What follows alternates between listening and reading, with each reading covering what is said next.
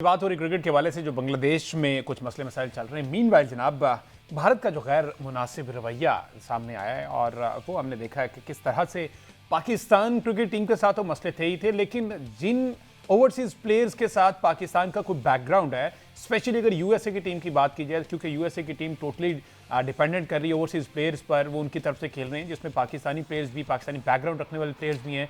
अब उनको visa issues आ रहे हैं, ना सिर्फ ये बल्कि आप अगर बात करें यूए के प्लेयर्स हो गए और जहाँ जहाँ भी जो अभी कंट्रीज जिन्होंने क्वालिफाई किया है उसमें पाकिस्तानी प्लेयर्स होंगे जिनके पास पाकिस्तानी पासपोर्ट है। एवं सब इस तरह की हरकत आखिर कब तक हम बर्दाश्त करेंगे? या फिर बात सुने, इंग्लैंड वहाँ पे भी कोई ना कोई प्लेयर होगा, ऑस्ट्रेलिया और न्यूजीलैंड, जब ये बोर्ड्स बोलना शुरू करेंगे तो ही शायद बीसीसीआई या आईसीसी को फर्क पड़ेगा। देखें, आज तो जो खबर है वो तो है इंग्लैंड के प्लेयर्स की कि आदिल रशीद और रेहान अहमद को भी पाकिस्तान से ताल्लुक होने की वजह से जो है वो वीज़ा लेने में दुश्वारी का सामना करना पड़ रहा है। इससे पहले शुएब बशीर जो है वो जब टेस्ट क्रिकेट खेलने आए थे यहाँ पर, तो उनके भी वीज़े के हवाले से कुछ मसाइल बन गए थे। तो अब इसके ऊपर क्या तबसरा करें, मतलब हम ये हमारी बदकिस्मती कह लें, अनफॉर्चुनेट है बहुत ज़्यादा कि हम उस खेल का तज़किरा कर रहे हैं जिसकी जो बागडोर है वो इस वक्त इस तरह की जहनीत के लोगों में है जो बहुत छोटी जहनीत रखते हैं। इनसे किसी किस्म की तवक्को हमें अब रखनी चाहिए नहीं है। जिस तरह की पूरी इनकी एक ट्रेल बन रही है पिछले 1-1.5 साल में, उससे पहले भी खैर कोई उन्हें फयाजी और बड़े दिल के झंडे नहीं गाड़े हुए थे, ये तो हमेशा से ऐसे थे। अब चूंकि ये चीज़ें खुलकर सामने आ रही हैं और अब वो अपने आप को खुद उस पोजीशन के ऊपर लेकर चले गए हैं कि जहां पर रोजाना उन्हें इस किस्म की हरकतें जो है वो करनी पड़ रही हैं। भाई, आपको पाकिस्तानी होने से अगर मसला है तो आज ही की तारीख में मैं आपको बात बताता हूँ। साबिक जो इंडियन स्पिनर हैं रविचंद्रन अश्विन, उन्होंने एक वीडियो बनाई है और उसमें उन्होंने उस्मान ख्वाजा को खराज तहसीन पेश किया है कि जो बहुत शानदार टेस्ट करियर था उनका। तो उनसे भी जाके पूछें कि उस्मान ख्वाजा का ताल्लुक कहाँ से है। अगर आप इस हद पर उतरे हुए हैं कि सिर्फ पाकिस्तानी नयाद होने की वजह से या बैकग्राउंड का हल्का सा भी ताल्लुक कहीं से अगर पाकिस्तान से उसका शायबा भी अगर आपको पड़ जाता है तो आप उनके वीज़े रोक लेते हैं, आप इनको अपने मुल्क में नहीं आने दे रहे हैं, तो आपके ख्याल में ये कोई भारत के लिए बहुत अच्छा साइन साबित होगा? मुझे तो ये लगता है कि ये जो वर्ल्ड कप होने जा रहा है, हम शायद इस प्लेटफॉर्म से पहले भी ये बात कर चुके हैं कि इस वर्ल्ड कप का इनेकाद जो है ना, जो दिन गुजरते जाएंगे, इस वर्ल्ड कप का इनेकाद ही मुश्किल दिखाई देगा। क्योंकि टीमें जो हैं वो भारत 2-3 टीमें जाना ही चाहती हैं। श्रीलंका अपने मुल्क में खेलेगा, पाकिस्तान श्रीलंका में खेलेगा, बांग्लादेश कह रहा है हमने भी वहाँ खेलना है। जो रही सही कसा है वो निकाल रहे हैं प्लेयर्स के वीज़े रोक के। तो 4-5 टीमें जिनका हमने कल नाम लिया, कनाडा की टीम है, इटली की टीम है, इंग्लैंड की टीम है, इस तरह की जो टीमें हैं इनमें कहीं ना कहीं आपको इस तरह के प्लेयर्स मिलते हैं। तो ये, और ख़ास तौर पे जो एसोसिएट कंट्रीज होती हैं, अब क्योंकि 20 टीमें आ रही हैं तो 11-12 टीमें वो हैं जो टेस्ट क्रिकेट नहीं खेलती हैं। इस तरह की जो टीम्स हैं उनमें बहुत ज़्यादा इम्कानात इस बात के होते हैं कि वहाँ पर पाकिस्तानी और इंडियन प्लेयर्स होते हैं, जो ये एसोसिएट टीमें हैं। तो इस तरह तो फिर अगर ये करना शुरू कर देंगे, और मैं चाहता हूँ कि ये इस तरह के 2-4 मसाइल और बने ताकि इस वर्ल्ड कप का इनेकाद, अब मतलब हमें किसी किस्म की कोई हमदर्दी इनसे रही इसलिए नहीं है कि हमने जहां तक अपना, वो जिसे कहते हैं ना कि हमदर्दी का हमारा जो थ्रेश होल्ड था, हमने उससे ज्यादा इनके साथ हमदर्दी करने की कोशिश की।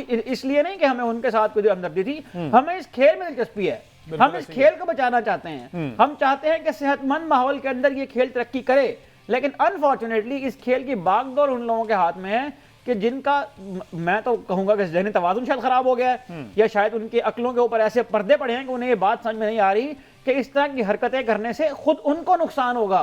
खेल का नुकसान तो हो ही रहा है, उनको बतौर मुल्क इतना नुकसान होगा कि मुस्तकबिल में आने वाले जितने भी इवेंट्स हैं उनमें आने से पहले प्लेयर इंडिया में आने से पहले कतराएंगे। अब ये वुमेन पे जो इनकी IPL हो रही है उसमें ऑस्ट्रेलिया को क्रिकेटर्स ने बायकॉट कर दिया है। उन्होंने कहा है कि इनका जो कंडक्ट है, ये स्पोर्ट्समैन जो भी खिलाड़ी होते हैं उनके लिए बहुत अच्छा नहीं है। ये लोग को बहुत ज़्यादा हॉस्पिटैलिटी के हवाले से इनका कोई बहुत बड़ा अच्छा रिकॉर्ड नहीं है। और जो अभी इन्होंने जंग के दौरान मैनेज किया है पूरी IPL को, उसने इस बात को सामने रख दिया है कि भाई आप जो ढंडोरा पीटते हैं कि आपके पास बहुत ज़्यादा फंड्स हैं, तो सिर्फ फंड्स होने से तो आप अच्छे मैनेजर नहीं ना बन जाते। तो ये जिस किस्म की सारी हरकतें हो रही हैं, इसको देख कर ये लगता है कि ये जो आने वाले दिन है उसमें मजीद मुश्किलात होंगी इवेंट्स का इनेकाद करने में भी, और प्लेयर्स भी यहाँ पर आने से मेंटली इतने ज़्यादा सेटिस्फाई नहीं होंगे। ठीक है, इरफान ज़ही साहब, sir what's your take on it? ये जो भारत का गैर मुनासिब रवैया है, और अब बात तो आदिल रशीद और रेहान अहमद तक आ गई है कि इतलात ये हैं कि इनको भी वीज़ा नहीं दिया जाए, तो ये अगेन हम गड़ा तो खोद चुका है भारत अपने लिए, गिर भी चुका है, लेकिन अपना फ्यूचर तबाह करने के दर पे है। मेरे ख्याल इनका कोई एडवाइजर जो है ना वो कोई नींद की गोलियां खा के इस तरह के फैसले करवा रहा है। देखिए, इस गेम को जेंटलमैन गेम इसलिए बोला जाता था कि ये बाकी स्पोर्ट्स से इंटायरली डिफरेंट थी। इसमें सर्टेन डिकोरम रखा जाता था, आपका on the field, out of the field आपका बिहेवियर सिमिलर रहता था। बट अनफॉर्चुनेटली जिस तरह इन्होंने स्पिरिट को, गेम को डेंट करना कोशिश किया, चाहे वो शेक हैंड की बात करते हैं, चाहे आप ये टीमों को मिलने की बात करते हैं, ये ऐसी रविश पे कायम हुए हैं, उस पर चले हैं जिसपे पूरी दुनिया को ये लेके जा रहे हैं और जिसका कोई एंड नहीं है। हमेशा आप बात करते हैं कि जी जेंटलमैन स्पिरिट के साथ गेम को खेलना चाहिए। अभी देखे ना आपने बच्चों को क्या मैसेज दिया, जो अंडर 19 के बच्चे थे, आपने उनको भी उसी ट्रैक पे, उसी डगर पे लगा दिया।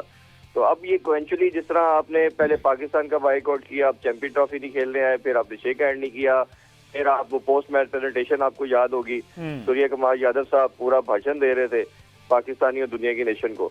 तो आपने किसी भी जगह पे आईसीसी ने उनको एक फुल स्टॉप नहीं लगाया। और फाइन क्या किया जी आपने, वो आपने आप सबके सामने है, वो मजाक से बढ़ के कुछ नहीं है। तो वो इसमें सबको पता चलता है कि ये सारे के सारे लोग मैनेज हैं, ये मैनेज किए हुए लोग हैं। इसी तरह अपना एक सर्टन ग्रुप है, वो चीजों को चला रहे हैं। अनफॉर्चुनेटली रही सी कसर ये होगी कि जो उनका हेड है वो भी जय शाह जैसा बंदा है, शायद जिसको कोई चपड़ासी भी ना रखे इदारे का, वो इस टाइम आईसीसी का हेड है। तो जब आप ऐसे लोगों को लेके चलेंगे जिनका कोई आईक्यू लेवल नहीं है, कोई विजन नहीं है, तो फिर आपको पता है कि चीजें जिस डिक्लाइन की तरफ नजर आ रही है उससे बढ़ के और होंगी।